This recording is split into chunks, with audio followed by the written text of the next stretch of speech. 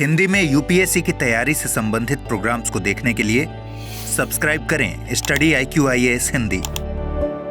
दोस्तों, जब भी आप एनवायरनमेंट पढ़ते होंगे तो निश्चित तौर पे IUCN यानी कि international union for conservation of nature के बारे में जरूर पढ़ते होंगे।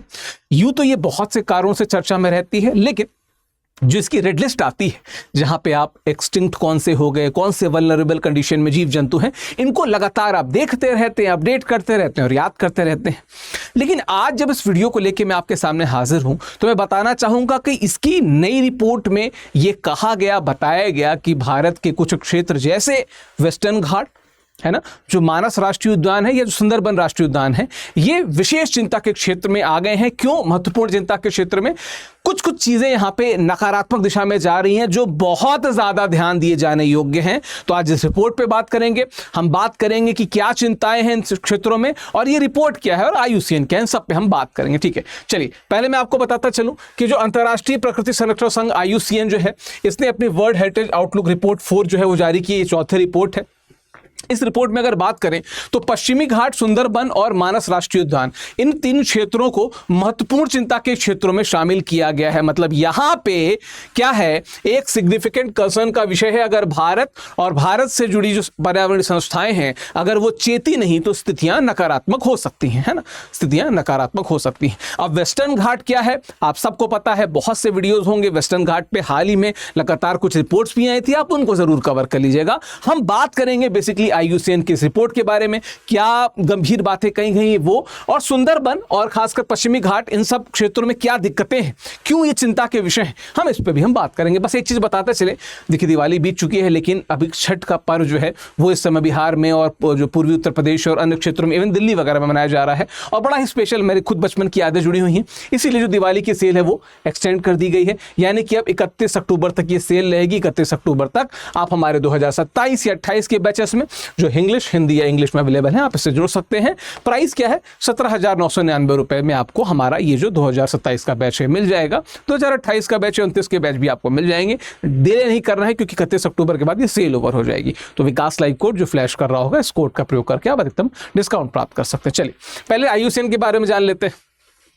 1948 में स्थापना हुई। पहले IUPN कहते थे, international union for protection of nature. बाद में इसका नाम PCC यानी कि कंजर्वेशन हो गया, क्योंकि हमें संरक्षण करना है। ठीक है, ये विश्व का सबसे पुरानी और सबसे बड़ी पर्यावरण संगठन है और इसका मुख्यालय कहाँ है? स्विट्जरलैंड के ग्लैंड में इसका मुख्यालय है। IUCN का ग्लैंड में इसका मुख्यालय है। ठीक है, बात क्या है, भूमिकाएं क्या क्या है, ये रेड डेटा लिस्ट निकालता है। मैंने इसके बारे में शुरुआत में बताया, जहां पे आप वल्नरेबल, एक्सटिंक्ट, बहुत सारे और श्रेणियों के बारे में देखते हैं। जो प्राकृतिक विरासत स्थलों हैं उनका मूल्यांकन करता है। आप सबको पता है कि समय समय पे बहुत से क्षेत्र इस लिस्ट में आते रहते हैं। इसके अलावा जैव विविधता संरक्षण के लिए नीतिगत मार्गदर्शन करता है विभिन्न देशों को, विभिन्न क्षेत्रों को, महाद्वीपीय स्तर पे, क्षेत्रीय स्तर पे, देशीय स्तर पे, हर स्तर पे करता है। ठीक है, 1400 प्लस सदस्य संगठनों और लगभग 15,000 से ज़्यादा विशेषज्ञों का पैनल है। ठीक है, 15,000 से ज़्यादा। मैं नंबर को लेकर थोड़ा सा स्पेसिफिक इसलिए नहीं होता हूं क्योंकि UPSC नंबर पे ज़्यादा फोकस नहीं करता है, फैक्ट्स यानी कि जो इसके जो कॉन्सेप्ट्स हैं उस पर ज़्यादा फोकस करता है। जो बात ये कि IUCN को क्या है, दुनिया के पर्यावरण का डॉक्टर कहा जाता है, जो प्रकृति की स्वास्थ्य की जाँच करता रहता है और देशों को, महाद्वीपों को, क्षेत्रों को, संगठनों को बताता रहता है कि कहाँ पे करेक्शन चाहिए, करेक्शन कहां पे नीडेड है। चलिए बात करते हैं अगर कि वर्ल्ड हेरिटेज आउटलुक रिपोर्ट क्या है। जिस रिपोर्ट में दरअसल आया है, हर 3 से 4 वर्ष में रिपोर्ट प्रकाशित होती है। यहाँ थोड़ा सा मिट गया था, आपको PDF पे क्लियर हो जाएगा। और यूनेस्को की विश्व प्राकृतिक विरासत स्थलों की संरक्षण स्थिति का आकलन करती है। तो यूनेस्को की जो लिस्ट आती है, जो आपने हेरिटेज साइट्स वाली देखी होगी, उसकी स्थितियों का आकलन करती है और तभी अपने रिपोर्ट को क्या कहते हैं बताती है। 4 संस्करण आए हैं, पहला 2014 में था, 17 में, 20 में और अभी 25 में चौथा संस्करण आया है जिसकी हम बात कर रहे हैं। मूल्यांकन की श्रेणियां, वे स्थल जो अच्छी श्रेणी में यानी कि गुड की श्रेणी में है, जहां प्राकृतिक मूल्य सुरक्षित है और खतरे में न्यूनतम है। भारत के कुछ क्षेत्र हैं, ठीक है, बहुत कम, कुछ चिंताओं के साथ अच्छे यानी कि गुड विथ सम कंसर्न्स, ये दूसरी कैटेगरी है। भारत में कुछ इस श्रेणी के क्षेत्र भी हैं। तीसरा जो है महत्वपूर्ण चिंता के क्षेत्र है, सिग्निफिकेंट कंसर्न, गंभीर खतरे के, जो प्राकृतिक मूल्यों पे क्या है, उच्च प्रभाव डाल सकते हैं। यहां पे ही हम वेस्टर्न घाट की बात करेंगे, यहां पे ही मानस और सुंदरबन राष्ट्रीय उद्यान की बात भी करेंगे। ठीक है, उसके अलावा गंभीर भी है, जो क्रिटिकल कंडीशंस है। ठीक है, बात तो उस पर भी होगी, लेकिन विशेष रूप से बात हम इस पे करेंगे, जो महत्वपूर्ण चिंता वाले क्षेत्र है हम इस पे बात करेंगे। ठीक है, चलिए, क्या है वैश्विक परिदृश्य को देख लेते हैं। तो इस रिपोर्ट की निष्कर्ष क्या है कि सकारात्मक संरक्षण दृष्टिकोण में पहली बार गिरावट क्या आई है। देखिए, इन्वायरमेंट को लेकर आप इस बात को मानेंगे कि 2023-24 के बाद से बड़ा एक डाउनफॉल देखने को मिला है। बहुत से अंतर्राष्ट्रीय स्तर की प्रक्रियाएं जो इन्वायरमेंट यानी कि पर्यावरण संरक्षण से जुड़ी थी, उनमें एक नकारात्मकता देखने को मिली है, पहली बात।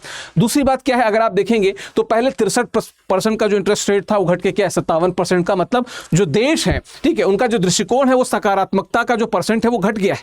यानी कि पहले ज्यादा ऊर्जा के साथ, सकारात्मकता के साथ पर्यावरण की तरफ देखा जाता था, वही अब कम हो चुका है। ठीक है, महत्वपूर्ण चिंता की श्रेणी में वृद्धि, यस, जो भारत के 3 क्षेत्र हैं वो इसमें ही आए हैं। 2020 में 26 से बढ़कर ये 2025 में 30% हो गया। यानी कि वो क्षेत्र जिनको विशेष रूप से चिंता की श्रेणी में रखा गया, जहां पे विशेष रूप से ध्यान दिए जाने की जरूरत है, उनके जो नंबर्स हैं वो बढ़े हैं, उनके नंबर्स में वृद्धि हुई है।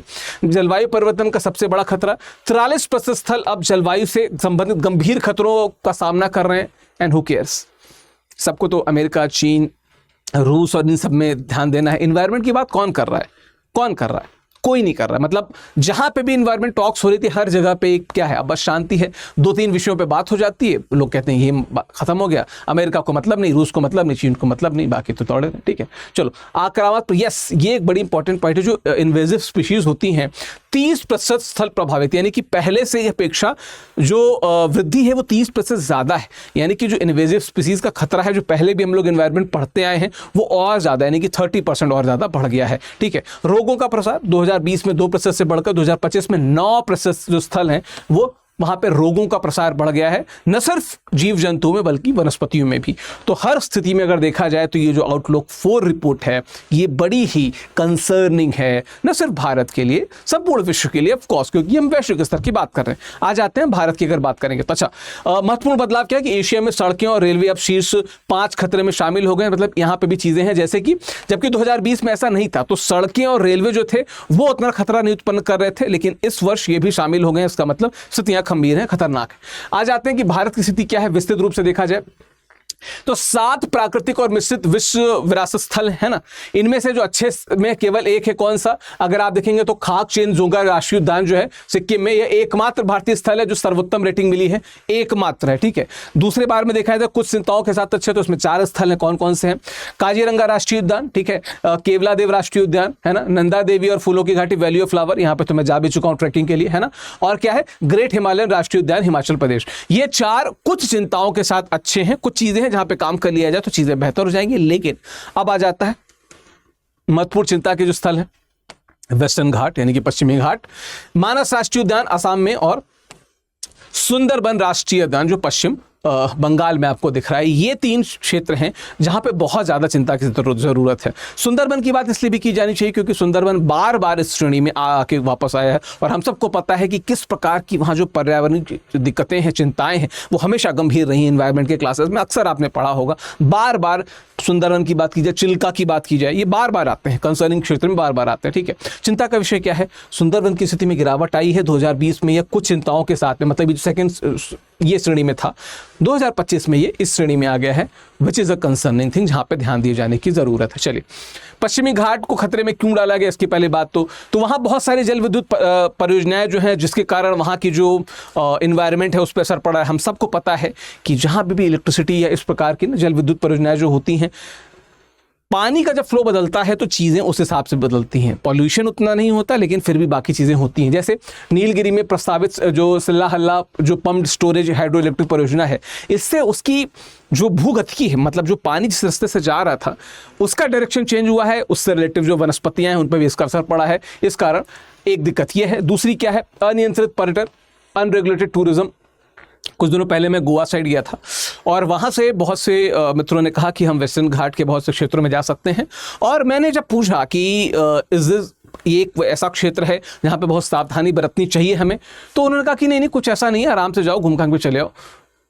बड़ी बात यह कि मैं नहीं किया, पर मेरे जब मित्र गए और उन्होंने जो स्थिति बताई कि इतना प्रदूषण हो चुका है, वे दोस्त बता रहे थे जो आज से 10 साल 15 साल पहले भी जा चुके थे, और उनके हिसाब से स्थितियां बड़ी खराब हैं। छोटी सी बात बता दूं, मैं पुणे की बात बताता हूं, वहाँ पे मेरे कुछ रिलेटिव, मेरे बड़े भाई लोग रहते हैं।